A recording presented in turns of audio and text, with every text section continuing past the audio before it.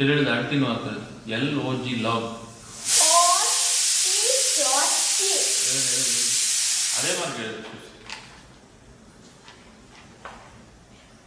ஒட்டி நாளெல்லாம் இருக்குதுன்னா ஒச்சி முட்டி இதெல்லாம்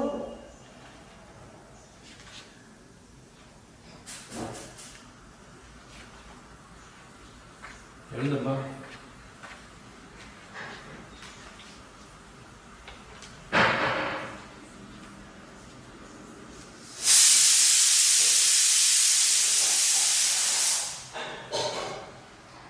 எழுதுப்பா ஒரு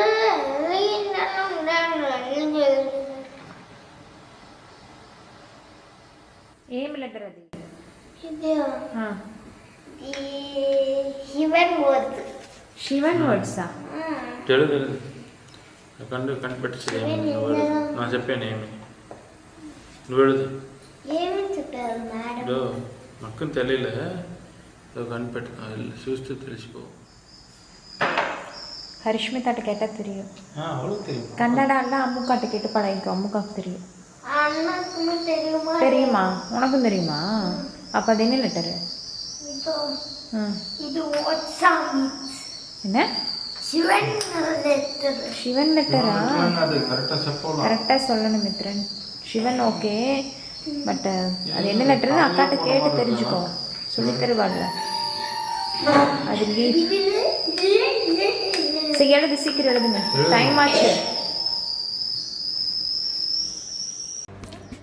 பாய் குட்டிமா ஸ்ரீகர் ஆஃப்டர்நூன் ஏமி chicken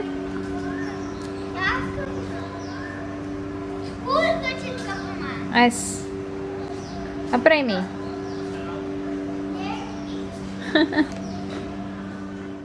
hi friends welcome to home season with love. எல்லோரும் சந்தோஷமாகவும் ஆரோக்கியமாகவும் இருக்கீங்க அப்படின்னு நான் நம்புகிறேன். ஒரு நாளும் ஒவ்வொரு மாதிரி இருக்கும். ஸோ அன்னைக்கு டே எப்படி போச்சு அப்படிங்கிறது இன்றைக்கி பார்க்கலாம். எப்போவுமே மித்துக்குட்டி பார்த்திங்கன்னா காலையில் எழுந்திரிச்சு தான் ஹோம்ஒர்க் பண்ணுவான். அது என்ன ஒரு அக்ரிமெண்ட் இருக்குன்னா அவன் ஹோம்ஒர்க் முடிச்சிட்டான் அப்படின்னா ஒரு 10 மினிட்ஸ் வெளியே விளையாட விடணும்.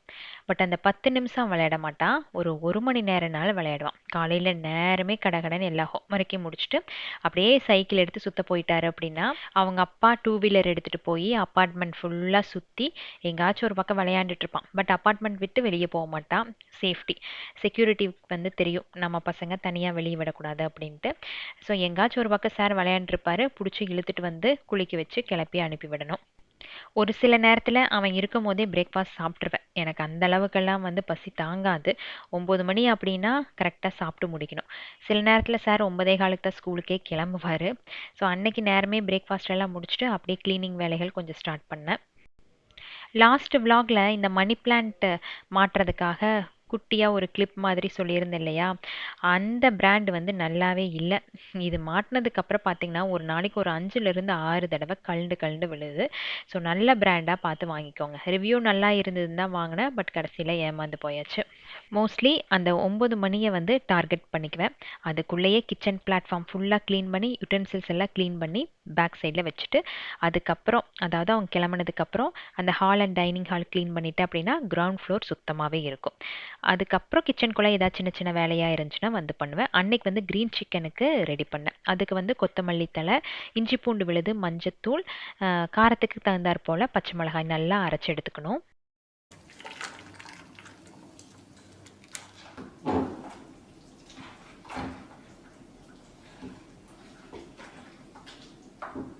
இந்த அரைக்கிற விழுது கூட நாம் உப்பும் சேர்த்துக்கணும், அது சொல்ல மறந்துட்டேன்.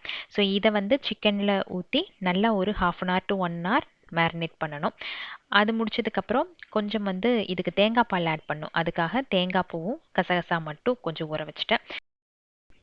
முந்தின நாள் நைட்டு இந்த சிகப்பரிசி இட்லி இருக்கும் இல்லைங்களா, அதுக்கு ஊற வச்சுருந்தேன். அதுக்கு ஒன்றும் இல்லை, 1 கப் அளவுக்கு சிகப்பரிசி, 1/2 கப் அளவுக்கு இட்லி அரிசி, 1/4 கப் அளவுக்கு உளுந்து, கொஞ்சமாக வெந்தயம், அவ்வளோதான். ஓவர் நைட் ஊற வச்சுட்டு அடுத்த நாள் நல்லா அரைச்சி எடுத்துக்க வேண்டியது தான். நான் ரைஸ் வாட்டர், வெஜிடபிள் வாஷ் பண்ணுற தண்ணி இது எல்லாத்தையும் வேஸ்ட் பண்ண மாட்டேன்னு உங்களுக்கு தெரியும் இல்லையா. இந்த மாதிரி சின்ன சின்னதாக ஏதாச்சும் ஊற வச்சா கூட அதை எதுலேயும் ஸ்டோர் பண்ண மாட்டேன். முடிஞ்ச அளவுக்கு வீட்டுக்குள்ளே இருக்கிற இன்டோர் பிளான்ட்ஸ்க்கே அந்த தண்ணியை ஊற்றிடுவேன். ஆக்சுவலாக இந்த ரெசிபி வந்து அக்கா தான் சொல்லி கொடுத்தாங்க. இந்த சிகப்பரிசி இட்லி அவங்க வீட்டில் வந்து டெய்லியுமே இந்த மாதிரி ஏதாச்சும் ஒன்று இருந்தே ஆகணும். சிறுதானியத்தில் வந்து தோசை, இட்லி இந்த மாதிரி ஏதாச்சும் ஒன்று இருந்தே ஆகணும். ஸோ அவ வந்து ஈஸியாக என்ன சொன்னா அப்படின்னா, இந்த ப்ரொபோர்ஷன்ஸ் வந்து கணக்கு வச்சுக்கோ. இந்த சிகப்பரிசிக்கு பதிலாக ஒரு கப் அளவுக்கு வந்து நம்ம கம்பு சேர்த்தணும் அப்படின்னா அது கம்பு தோசை, இல்லை ராகி சேர்த்தணும் அப்படின்னா அது ராகி தோசை, அவ்வளோ.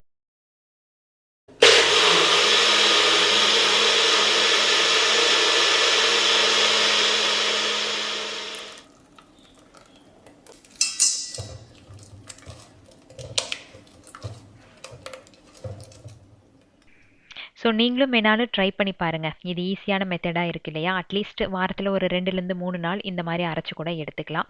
இது வந்து குழந்தைகளுக்கு பிடிக்கிறது கொஞ்சம் கஷ்டம்தான். பட் இருந்தாலும் பழகிட்டாங்க அப்படின்னா அவங்க ஃப்யூச்சருக்கு நல்லாயிருக்கும். பாப்பாக்குமே அன்னைக்கு வந்து சாப்பிட்றதுக்கு பிடிக்கல. கொஞ்சம் வந்து கம்பல் பண்ணி ஒரே ஒரு இட்லி சாப்பிட வச்சேன். அப்புறம் நம்மளோட தோசை வந்து ஒன்று எடுத்துக்கிட்டா. கீழே வேலைகள் முடிச்சுட்டு அப்படியே ஃபர்ஸ்ட் ஃப்ளோருக்கு வந்தாச்சு. இங்கே வந்துட்டேன் அப்படின்னா அட்லீஸ்ட் ஒரு 1/2 மணி நேரமாவது நமக்கு வேலைகள் இருக்கும். இந்த தடவை நமக்கு அகரோலிருந்து வந்திருக்கிறது elite upright wet and dry carpet cleaner. Power வந்து 800 வாட்ஸு, 13.5 kPa சக்ஷன் ப்ரெஷர் இருக்கும். இதில் வந்து ரெட் அண்ட் கிரே கலர் காம்பினேஷனில் சேல் பண்ணுறாங்க. இந்த கிளீனர் வச்சு நீங்கள் வந்து கார்பெட் ஆகட்டும், இல்லை சோஃபா ஆகட்டும், இது எல்லாத்தையும் நீங்கள் ட்ரை இல்லைன்னா வெட்டாக க்ளீன் பண்ணிக்கலாம்.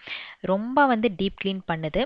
ஸோ இப்போ நம்ம வந்து வெட்டாக க்ளீன் பண்ணோம் அப்படின்னு நினச்சிங்க அப்படின்னா, அதாவது டஸ்ட்டு ஜாஸ்தியாக இருக்குது அப்படின்னா, அந்த டேங்க் இருக்கு இல்லையா, அதில் வந்து ஹாட் வாட்டர் இல்லைன்னா கோல்ட் வாட்டர் உங்களுக்கு எது வேணுமோ அதை வந்து மேக்ஸிமம் லெவல் வரைக்கும் ஃபில் பண்ணிவிட்டு, அதுக்கப்புறம் ஆஸ் யூஷுவல் நம்ம வேக்யூம் கிளீனரை எப்படி யூஸ் பண்ணுறோமோ அது மாதிரி தான். ஸோ ஃபில் பண்ணதுக்கப்புறம் கீழே வந்து 2 பட்டன் வந்து கொடுத்துருப்பாங்க. ஃபஸ்ட்டு பட்டனை வந்து ப்ரெஸ் பண்ணோம் அப்படின்னா இந்த வேக்யூம் கிளீனர் வந்து அப்படியே ஸ்லாண்டிங்காக வரும்.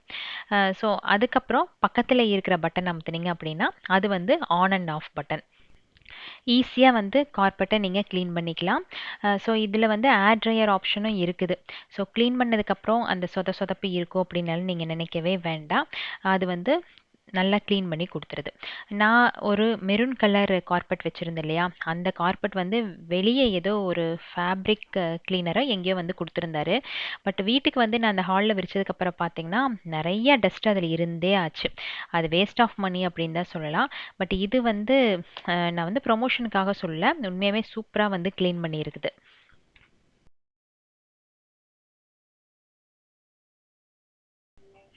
சோஃபா இந்த மாதிரி ஃபர்னிச்சர்ஸ் எல்லாம் க்ளீன் பண்ணுறதுக்கு 2.5 m ஹோஸ் டைப்பில் வந்து நமக்கு க்ளீனிங் ப்ரஷ் மாதிரி கொடுத்துருக்காங்க. நீங்கள் ஜஸ்ட்டு அதை வந்து அந்த வேக்யூம் கிளீனரில் அட்டாச் பண்ணிவிட்டு நம்ம ஆல்ரெடி வாட்டர் வந்து அந்த டேங்க்கில் ஆட் பண்ணியிருக்கோம் இல்லையா, அதே வந்து ஜஸ்ட் இந்த பட்டனை ப்ரெஸ் பண்ணிங்க அப்படின்னா வரும். ஸோ அது ப்ரெஸ் பண்ணிகிட்டே நம்ம வந்து இந்த சோஃபாவை க்ளீன் பண்ணிங்க அப்படின்னா அதில் இருக்கிற டஸ்ட் எல்லாமே ஃபுல்லாக ரிமூவ் ஆயிரும். இந்த வாட்டரில் வந்து ஒரு டிட்டர்ஜென்ட் ஆட் பண்ணிக்கலாம். அது இந்த பாக்ஸோடையே வரும். ஸோ நீங்கள் அதை மட்டும்தான் யூஸ் பண்ணி நீங்கள் கார்பெட் ஆகட்டும் சோஃபா ஆகட்டும் க்ளீன் பண்ணணும். ஸோ ஒன்ஸ் க்ளீன் பண்ணதுக்கப்புறம் ரிமைனிங் வாட்டரை நீங்கள் அந்த டேங்கை ரிமூவ் பண்ணிவிட்டு அதை கீழே ஊற்றி மறுபடியும் நீங்கள் இதை ஃபிட் பண்ணிக்கலாம். ஒரு மேனுவல் கொடுத்துருக்காங்க, வாரண்டி கார்டும் கொடுத்துருக்காங்க. சப்போஸ் உங்களுக்கு தேவைப்பட்டுச்சு அப்படின்னா டிஸ்கிரிப்ஷனில் இதோட லிங்க் வந்து கொடுத்துருக்குறேன். நீங்கள் வந்து அதை கிளிக் பண்ணி வாங்கிக்கலாம். எனக்கு 1 மணி அப்படிங்கிறது டார்கெட். ஸோ அதுக்குள்ளே எந்த அளவுக்கு வேலைகள் முடிக்க முடியுமோ அந்த வேலைகளை பண்ணிடுவேன். க்ளீனிங்க்கு கண்டிப்பாக டெய்லி ஒரு 1/2 hour to 1 hour டைம் ஒதுக்கியே ஆவேன். ஏன்னா குட்டி குட்டி டஸ்ட்டு தான் எல்லா பக்கமே படிஞ்ச மாதிரி இருக்கும். ஒரு நாள் நீங்கள் துடைக்காமல் அந்த டேபிள் எல்லாம் மறுபடியும் அடுத்த நாள் கை வச்சு இப்படி துடைச்சிங்க அப்படின்னா அவ்வளோ டஸ்ட்டு கையில் ஒட்டியிருக்கும். ஸோ மேலே இருக்கிற லிவிங் ரூம் எல்லாம் க்ளீன் பண்ணி முடிச்சுட்டு அதுக்கப்புறம் பாப்பா ரூம்குள்ளே வருவேன். இங்கே எப்போ வந்தாலும் எனக்கு தலை சுற்றலாக தான் இருக்கும். பட் ரீசெண்ட் டைமில் அவள் தூங்குறக்கே ரொம்ப லேட் ஆயிடுது. 12:30 மணி 1 மணி அப்படி ஆயிடுது. காலையில் எழுந்திருக்கிறதுக்கு 7:30 8 மணிக்கு பஸ் இருக்கும். அந்த 1/2 மணி நேரத்தில் அவசர அவசரமாக சாப்பிட்டு கிளம்புவாளா. நான் வந்து இந்த ரூமை கொஞ்சம் க்ளீன் பண்ணு பாப்பான்னு சொன்னாலும் ஈவினிங் வந்து பண்ணுறமா அப்படின்ட்டு தான் கிளம்பி போவான். பட் நமக்கு வந்து அந்த ரூம்குள்ளே போகிறக்கே பிடிக்காது. சாயங்காலம் வரைக்கும் அப்படி வச்சுட்டு இருக்கிறதா நாமளே பண்ணிடலாம் அப்படின்ட்டு அவர் ரூமை கையோட க்ளீன் பண்ணி வச்சுருவேன். ஸ்கூல் விட்டு வந்த உடனே சாயங்காலம் அவள் படிக்கவே மாட்டாள். ஒரு 8 மணிக்கு மேலே தான் படிக்க ஆரம்பிப்பாள். அவளோட பழக்கமே அப்படிதான். நைட்டு வந்து படித்தா மட்டுமே மனசில் அது வந்து மனப்பாடமாக இருக்கும் அப்படின்னு சொல்லுவாள். அதனால ஒரு 8 மணிக்கு மேலே தான் மேடம் வந்து எந்த ப்ராஜெக்டாக இருந்தாலும் ஹோம் ஒர்க்காக இருந்தாலும் பண்ணவே ஆரம்பிப்பாங்க. அவள் ரூமுக்கு 12 மணிக்கு வந்தாலும் லைட் எரிஞ்சிட்டு அந்த அலெக்ஸால ஒரு பாட்டு பாடிட்டே தான் இருக்கும். நான் என்ன அடுக்கி வச்சுட்டு போனாலும் அடுத்த நாள் காலையில் இந்த ரூம் பழைய ஸ்டேஜுக்கே தான் போயிருக்கும். பட் இருந்தாலும் என்னோட திருப்திக்கு நான் எடுத்து வச்சிருவேன். அதுக்கப்புறம் அடுத்த நாள் காலையில் தான் அவள் ரூம்குள்ளே வரணும் தவிர இடப்பட்ட நேரத்தில் வரவே மாட்டேன். ஏன்னா எனக்கு டென்ஷன் ஆயிரும். அங்கங்கே ஏதாவது போட்டு வச்சுருந்தா அப்படின்னா ஒரு கத்து கத்திடுவேன். முடிஞ்ச அளவுக்கு அவள் ரூம்குள்ளே வரதை அவாய்ட் பண்ணிக்குவேன்.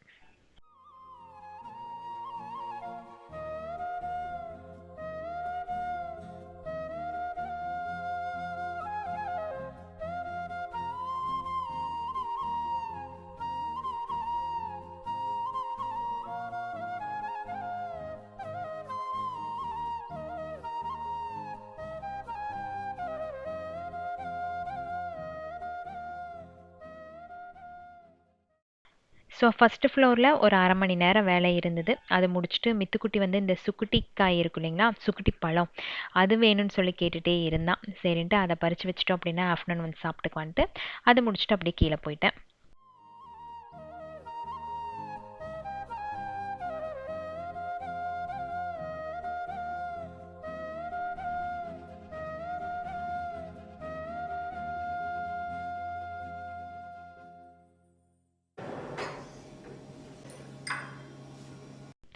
கீழே வந்த உடனே அப்படியே க்ரீன் சிக்கன் வந்து ரெடி பண்ண ஆரம்பிச்சிட்டேன். இப்போல்லாம் பார்த்தீங்கன்னா சாயங்காலம் கொஞ்சம் ஃப்ரீ டைம் இல்லாத மாதிரியே இருக்குது. அதனால அந்த 1 மணிக்குள்ளே என்னால் முடிஞ்சுது அப்படின்னா நைட் டின்னருக்கு கொஞ்சம் ரெடி பண்ணி வச்சிடுறேன். பட் செஞ்சு வச்சாலும் ஈவினிங் எல்லோரும் சாப்பிடும் போது அது எல்லாத்தையும் வந்து மறுபடியும் ரீஹீட் பண்ணி அப்புறம் தான் கொடுக்குறேன். பட் டைம் வந்து எனக்கு கொஞ்சம் சேவ் ஆகுது. அதனாலேயே இந்த மாதிரி கொஞ்சம் ரெடி பண்ணி வச்சிடறது.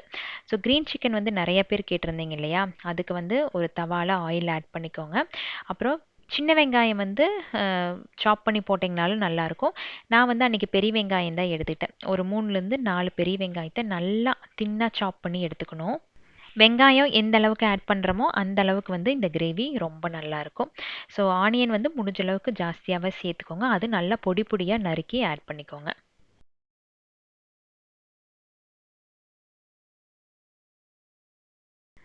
ஸோ தவாவில் ஊற்றின ஆயில் நல்லா காஞ்சதுக்கப்புறம் நீங்கள் வந்து பட்டை, கிராம்பு, ஏலக்காய் இது வந்து சேர்த்திக்கலாம். பட் ஹஸ்பண்டுக்கு வந்து அவ்வளோ அந்த ஃப்ளேவர் பிடிக்காது. அதனால் நான் டைரெக்டாக ஆனியனே வந்து அதில் ஆட் பண்ணிவிட்டு கொஞ்சமாக வந்து கருவேப்பிலை இது வந்து நல்லா வதங்க விடணும். அதாவது அந்த ஆனியன் வந்து நல்லா ப்ரௌன் கலரில் ஆகணும். மோஸ்ட்லி நான் பண்ணுற ரெசிபிஸ் எல்லாம் ஒரு 5 to 10 மினிட்ஸில் முடிகிற மாதிரி தான் இருக்கும். நீங்களே பார்த்துருப்பீங்க.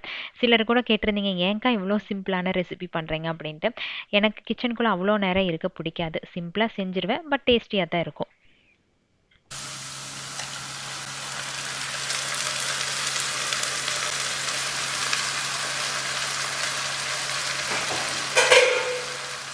ஸோ ஆனியன் வந்து நல்லா வதங்கினதுக்கப்புறம் நம்ம மேரினேட் பண்ணி வச்சுருக்கிற சிக்கனை அதில் ஆட் பண்ணிக்கோங்க. அது கூடயே கறி மசால் தூள் இல்லைன்னா கரம் மசால் தூள் இதை வந்து நீங்கள் ஆட் பண்ணிக்கலாம்.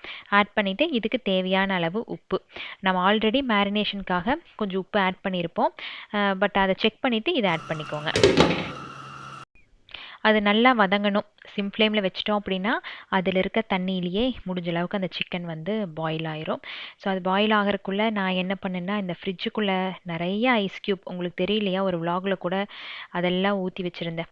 டெய்லி சாயங்காலம் ஹரிஷ்மிதா வந்தா அப்படின்னா இதில் ஒரு 4-5 க்யூப் வந்து காஃபி பவுடர், தண்ணி, அப்புறம் இது கொஞ்சம் சுகர் ஆட் பண்ணி அப்படியே உட்காந்து குடிச்சு தான் அவ்வளோ சளி பிடிச்சது.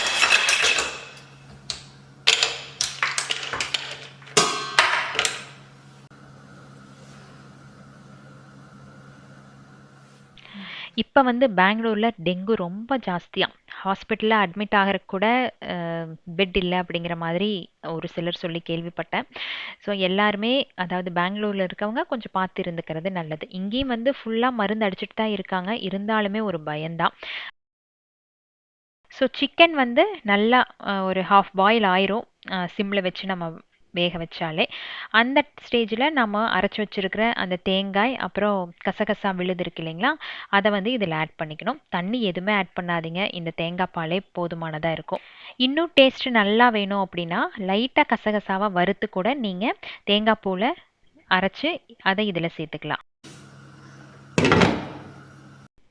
இவ்வளோ ஐஸ் க்யூப்ஸை கீழே போடுறதுக்கு சுத்தமாக மனசே இல்லை, எல்லாமே ஃபில்டர் தண்ணி இல்லையா, சரின்ட்டு அப்படியே நம்மளோட இண்டோர் பிளான்ட்ஸ்க்கு ஒரு 4 க்யூப்ஸ் வந்து போட்டு விட்டாச்சு. இப்போ நம்ம பிஸ்னஸ் ஆரம்பிக்கும் போது சிலரெல்லாம் எனக்கு வாட்ஸ்அப் மெசேஜ் போடுறாங்க. அதாவது இந்த பிஸ்னஸ் என்கொயரிக்கு போடும் போதே அப்படியே நம்ம சேட் பண்ணுவோம் இல்லையா, அப்போ அவங்க வந்து கேட்பாங்க, சொல்லுவாங்க இந்த மாதிரி, நான் வந்து உங்களை பார்த்தே இண்டோர் பிளான்ட்ஸ் எல்லாம் வாங்கி வச்ச அபியக்கா, ஆனால் வந்து எங்கள் வீட்டில் வரமாட்டேங்குது, ஒரு மாதிரி கருகின மாதிரி ஆயிடுது இலையெல்லாம், பட் உங்கள் வீட்டில் மட்டும் ஃப்ரெஷ்ஷாக ஏன் இருக்குது அப்படின்னாங்க. மோஸ்ட்லி எனக்கு மனசில் படுறது வந்து இந்த வெதர்னாலே நினைக்கிறேன். பெங்களூரில் வந்து அவ்வளோ வெயில் இருக்காது இல்லையா, பெங்களூர் வெதருக்கு இது இவ்வளோ ஃப்ரெஷ்ஷாக இருக்குது அப்படின்னு எனக்கு தோணுது. பட் ரீசன் அதுவா அப்படிங்கிறது எனக்கு கரெக்டாக தெரியல. அதே இல்லாமல் ஒரு செடி வந்து ஒரு இடத்துக்கு செட் ஆகுதா அப்படின்ட்டு நமக்கு ஒரு 10 to 15 டேஸில் தெரிஞ்சிடும். செட் ஆகலை அப்படின்னா நம்ம இடத்த மாற்றி வச்சே ஆகணும். நான் வந்து சில நேரத்தில் மறந்துட்டா கூட ஹஸ்பண்ட் பார்த்துட்டே இருப்பார், இந்த செடி அந்த இடத்துக்கு வந்து செட் ஆகலை, நீ வந்து இடத்த மாற்றிவே, இல்லைன்னா பாட்டை மாற்றிடு அப்படின்னு சொல்லுவார். இந்த ஸ்டெப்ஸ் மேலே வச்சிருக்க செடியை பற்றி இன்னுமே சில பேர் கேட்டுகிட்டே இருக்கீங்க. இது வந்து ஃபிலோடென்ட்ரான் அப்படிங்கிற ஃபேமிலி. இதில் ஒரே ஒரு குச்சி மட்டும் கிடச்சி வாங்கி வச்சிங்கன்னா போதும், சூப்பராக இந்த செடி வந்து வளர்ந்துடும். பட் எல்லா செடியும் இதே மாதிரி புஷியாக வளருமான்னு தெரியல. நமக்கு ஒரு செடி நிறைய வச்சுருந்தேன், பட் ஒன்று வந்து இவ்வளோ நல்லா வளர ஆரம்பிச்சிருச்சு. இந்த இடத்துக்கு அது செட் ஆகுமான்னு யோசிச்சு தான் வச்சேன், பட் சூப்பராக வந்து வளர்ந்துட்டு வராங்க.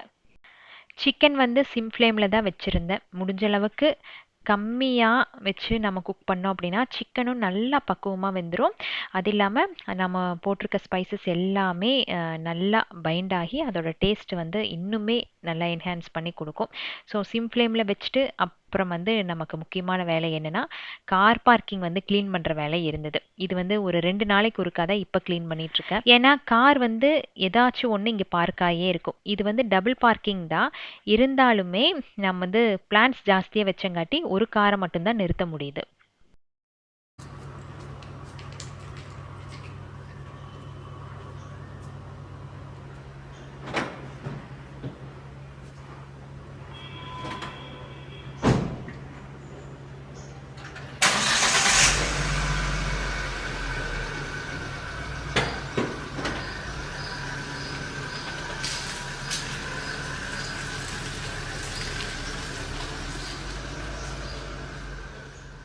இங்கே இன்னொரு பிரச்சனை என்ன அப்படின்னா, கார் பார்க்கிங்குள்ளே தான் வந்து கார் நிப்பாட்டி இருக்கணும். வெளியே இருக்கு இல்லையா ஸ்பேஸ், அந்த இடத்துல ஒரு 5 நிமிஷம் பார்க் பண்ணிட்டா மெயின் கேட்லேருந்து வருவாங்க, அவங்க வந்து கேமராவில் பார்த்துட்டே இருப்பாங்களா. ஸோ பார்க் பண்ணியிருந்தோம் அப்படின்னா டக்குன்னு வந்து காரை வந்து எடுத்து உள்ளே போடுங்க, அப்படி இல்லைனா விசிட்டர்ஸ் பார்க்கிங்கில் போடுங்கம்பாங்க. இங்கே வந்து அந்த மாதிரி ஒரு ரூல் இருக்குது, எந்த காரும் வந்து பார்க்கிங் தவிர வெளியே எங்கேயுமே வந்து பார்க் பண்ணக்கூடாது அப்படின்ட்டு. ஸோ செக்யூரிட்டி இதை கண்டுபிடிச்சி எங்கிட்ட வந்து சொல்கிறதுக்குள்ளே கடகடன்னு அந்த கார் பார்க்கிங்கை க்ளீன் பண்ணிவிட்டு மறுபடியும் காரை கொண்டு வந்து எதுவுமே தெரியாத மாதிரி நிறுத்திட்டு உள்ளே போயிடுவேன். ஒரு 5 மினிட்ஸில் எடுத்துருவேன்னு சொல்லுவோம், ஆனால் கொண்டு போய் விசிட்டர் பார்க்கிங்கில் போடுங்கம்பாங்க. அவ்வளோ தூரம் கொண்டு போய் போட்டு மறுபடியும் அங்கேருந்து நடந்து வந்து இங்கே க்ளீன் பண்ணிவிட்டு மறுபடியும் போய் எடுத்துகிட்டு வரணும். இதுக்கு எதுக்கு அந்த ரிஸ்க் அப்படின்ட்டு தான் வேலைகளை கொஞ்சம் ஜரூர் பண்ணி முடிச்சிடுறது. அப்புறம் இந்த ஷூ ரேக் பற்றி கேட்டிருந்தீங்க இல்லையா, இது எங்கே வாங்கினாருன்னு எனக்கே தெரியாது. இங்கே இருக்கிற எல்லா வீட்லேயுமே இந்த மாதிரி ஒரு ஷூ ரேக் வச்சுருக்காங்க. பட் எனக்கு தெரிஞ்சு இது வேஸ்ட்டுன்னு தான் சொல்லுவேன். இதில் அவ்வளோ ஸ்லிப்பர்ஸ் எல்லாம் பிடிக்கிறதெல்லாம் இல்லை. ஒரு ரேக்கில் பார்த்தீங்கன்னா ஒரு 5 ஸ்லிப்பர் வைக்கலாம், அதில் 2 குட்டி ஸ்லிப்பர் வைக்கணும். அந்த மாதிரி இருந்தால் தான் நம்ம வந்து க்ளோஸ் பண்ண முடியும், இல்லைன்னா மறுபடியும் அது வந்து ஓப்பனாக தான் இருக்குது. இப்போ நம்மளதே பார்த்திங்கன்னா நிறையா ஷூஸ் வந்து ஒரு பாக்ஸில் போட்டு உள்ளே வச்சுருக்கேன், டெய்லி யூஸ் எல்லாம் கீழே அடுக்கி வச்சுருக்கேன். வெளியே போடுறதுக்கான சில ஸ்லிப்பர்ஸ் வந்து அந்த ஷூ ரேக்குள்ளே இருக்குது. ஸோ இந்த மாதிரி நீங்கள் பிளான் பண்ணிங்க அப்படின்னா உங்களோட ஸ்லிப்பர்ஸ் கம்மியாக இருந்தால் மட்டும் பிளான் பண்ணிக்கோங்க. அழகுக்காக ஒரு ஷூ ரேக்கை வச்சு அப்புறம் ஷூஸ் எல்லாம் கொண்டு போய் வீட்டுக்குள்ளே வைக்கிறதுல எந்த ஒரு புண்ணியமும் இல்லை. அதுக்காக சொல்கிறேன், பெஸ்ட்டு வந்து நீங்கள் ஒரு நல்ல அதாவது நம்ம பழைய வீட்டில் இருந்துச்சு இல்லையா, அந்த மாதிரி நல்ல ப்ராடான ஷூ ரேக்காக அளவான விலையிலே கிடைக்கும், அந்த மாதிரி வாங்கி வச்சுக்கிறதா குட் ஆப்ஷன் நினைக்கிறேன். ஆக்சுவலாக நம்ம வீட்டில் தான் இந்த மாதிரி 12 மணிக்கு இதெல்லாம் க்ளீன் பண்ணுறது. எல்லாத்து வீட்லேயும் காலையில் மெய்டு வந்து முன்னாடி ஃபுல்லாக கழுவி விட்டு அதில் ஒரு கோலம் போட்டு அழகாக வச்சுருப்பாங்க. நான் வந்து நம்மளோட வாசலை சில நேரத்தில் இப்போ ரீசெண்ட் டைமில் பார்த்தீங்கன்னா நல்லா வாசலெல்லாம் கழுவி விட்டு அப்படி ஒரு கோலம் முடிஞ்ச அளவுக்கு ஒரு குட்டி குழந்தை ஒரு கோலம் போட்டால் எப்படி இருக்கும் அந்த மாதிரி ஒரு கோலத்தை போட்டு விடுறது. ஏன்னா நமக்கு சைடில் இருக்க வீட்டில் எல்லாத்தையும் அழகழகாக கோலம் போட்டிருப்பாங்க. விநாயகருக்கு முன்னாடி நம்ம வீடு இருக்குது, கோலம் இல்லாமல் இருந்தால் நல்லா இருக்காது அப்படிங்கிறதுக்காக ஒரு ஸ்டார் இல்லைன்னா ஒரு லோட்டஸ்னாலும் போட்டு விட்டுருவேன். எனக்கு ஆசை தான் காலையில் கார் பார்க்கிங் ஃபுல்லாக கழுவி விட்டுட்டு முன்னாடி அழகாக ஒரு கோலம் போடணும் அப்படின்ட்டு. பட் காலையில் அது முடியாது. அவசர அவசரமாக இந்த காரை தூக்கி ஒரு இடத்துல போடணும், மறுபடியும் கழுவி விடணும், அப்புறம் கொண்டு வந்து இந்த இடத்துல பார்க் பண்ணணும். இதெல்லாம் காலையில் பண்ணிகிட்டு இருந்தோம் அப்படின்னா குழந்தைங்க ஸ்கூலுக்கு கிளம்ப முடியாது அப்படின்ட்டு டைம் கிடைக்கும் போது இந்த வேலையை பண்ணிக்கிறது. காலையில் சப்போஸ் ஒரு நல்ல மூடு இருந்துச்சு அப்படின்னா வாசலெல்லாம் தெளித்து விட்டு அந்த ஈரத்தோடைய அழகாக ஒரு கோலத்தை போட்டு விட்டுறது. கோலம் போடும்போது ஒவ்வொரு தடவையும் யோசிப்பேன். எல்லா விஷயத்தையும் அம்மாட்டருந்து கத்துக்கிட்டேன்னா, எப்படி இந்த கோலம் போடுறத மட்டும் மிஸ் பண்ணேன் அப்படின்ட்டு. அம்மா அவ்வளோ அழகா போடுவாங்க. அது நல்லா ப்ராடா போடுவாங்களா, அது பார்க்கறக்கே ரொம்ப அழகா இருக்கும். ஒரு 10 நிமிஷம் உட்கார்ந்து அவங்க போடுறதையே பார்த்து ரசிக்கலாம். அந்த அளவுக்கு வந்து அழகா கோலம் போடுவாங்க. பட் நான் தான் வந்து அதில் ரொம்ப ஒர்ஸ்ட் ஆயிட்டேன். இப்போ பார்த்தீங்கன்னா காலையில கூகுள்ல சர்ச் பண்ணி ஈஸி ரங்கோலி டிசைன்ஸ்ன்னு போட்டு அதிலிருந்து ஏதாச்சும் சின்ன ஒரு டிசைனா பார்த்து தான் போடுறேன்.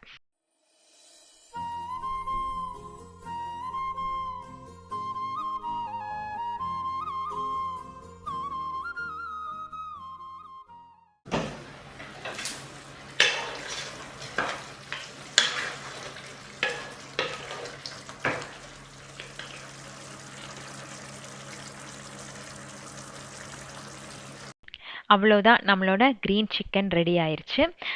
இது வந்து சப்பாத்திக்கு, ரைஸ்க்கு, இல்லை இட்லி, தோசை இது எல்லாத்துக்குமே வச்சு சாப்பிட்லாம். நீங்கள் கிச்சனுக்குள்ளேயே இருந்து பண்ணீங்க அப்படின்னா 10 நிமிஷத்து வேலை தான். சீக்கிரமாக இது வந்து பண்ணி முடிச்சிடலாம். கொத்தமல்லி தழை மட்டும் கொஞ்சம் ஜாஸ்தியாக ஆட் பண்ணும், அவ்வளோதான். ஸோ சிக்கன் கிரேவி வந்து ரெடி பண்ணிவிட்டு கையோட அப்படியே கிச்சன் பிளாட்ஃபார்மையும் க்ளீன் பண்ணி வச்சாச்சு. இப்போ ரீசெண்டாக பார்த்தீங்கன்னா பக்கத்து வீட்டில் 2-3 தடவை பாம்பு வந்துருச்சு. நான் ஒரு தடவை வீடியோ எடுக்கலாம் அப்படின்ட்டு போனேன். பட் பாம்பு வந்து சிங்க்கு தண்ணி எல்லாம் போகுது இல்லையா, அந்த ஹோல்குள்ளே பூந்துருச்சு. யாருனாலையுமே பார்க்க முடியல, பயங்கரமான கூட்டம் வேற.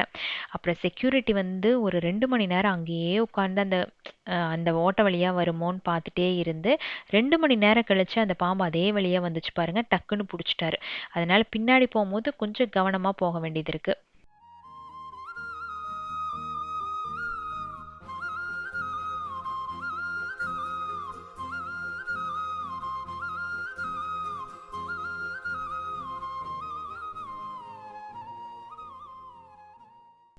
ஸோ ஒரு 12:45 அப்படிங்கும்போது எல்லா வேலைகளையும் முடிச்சுட்டு அப்படியே ஃப்ரெஷ்அப் ஆக போயிடுவேன். அதுக்கப்புறம் எனக்கு சுத்தமாகவே பேட்டரி இருக்காது. அன்னைக்கு அப்படிதான் இந்த வேலைகள்லாம் முடிச்சுட்டு அப்படியே குளிச்சுட்டு வந்துட்டேன். ரொம்ப நாள் கழிச்சு ஹஸ்பண்ட் வந்து ஃபார்ம்ல இருந்து இந்த கிரஷாந்தம் வாங்கிட்டு வந்திருந்தாரு. இப்போ அந்த ஃபார்ம்ல வந்து பூ இருக்கு, பட் அவ்வளோ இல்லை. அதனால அவங்க வந்து சேல்ஸ் பண்ணுறதில்ல. அன்னைக்கு லக்கீலி ஒரு பஞ்ச் கிடைச்சிது அப்படின்னு வாங்கிட்டு வந்திருந்தாரு. எனக்கு பார்த்தோன்னே ரொம்ப ரொம்ப ஹாப்பி. நான் இதை நினச்சி தான் இந்த செராமிக் பாட்ஸ் எல்லாம் வாங்கி வச்சுருந்தேன். பட் என்ன நேரமோ என்னமோ எனக்கு பூவே கிடைக்கல. ஸோ அதில் அரேஞ்ச் பண்ணி வைக்கிறதும் வந்து இல்லாமையே போயிடுச்சு. அதே இல்லாமல் நான் வந்து பெரிய பெரிய செராமிக் பாட்ஸாக சூஸ் பண்ணிட்டு வந்துட்டேன் இல்லைங்களா. நான் ஃபஸ்ட்டெல்லாம் வந்து அந்த ஃப்ளவர் வேஸில் ஒரு 4லேருந்து 5 ஸ்டிக் தான் வைப்பேன். பட் இதோட மவுத் வந்து நல்ல வைடாக இருக்கிறங்காட்டி நிறையா பூ வச்சா மட்டுமே அதுக்குள்ளே பூ வந்து நிற்கிது. அதுவும் ஒரு ட்ராபேக் தான். ஸோ இது வேற ஒரு ஆப்ஷன் வந்து யோசிச்சு வச்சுருக்கேன். இந்த பாட்டை வந்து வேறு ஏதாச்சும் யூஸ் பண்ணலாம் அப்படின்ட்டு பார்ப்போம். அது ஒர்க் அவுட் ஆச்சு அப்படின்னா நான் vlogல வந்து ஷேர் பண்ணுறேன். பட் பூ வந்து ரொம்ப ரேராக தான் இனி வந்து நம்ம அடுக்கி வைப்போம்னு நினைக்கிறேன்.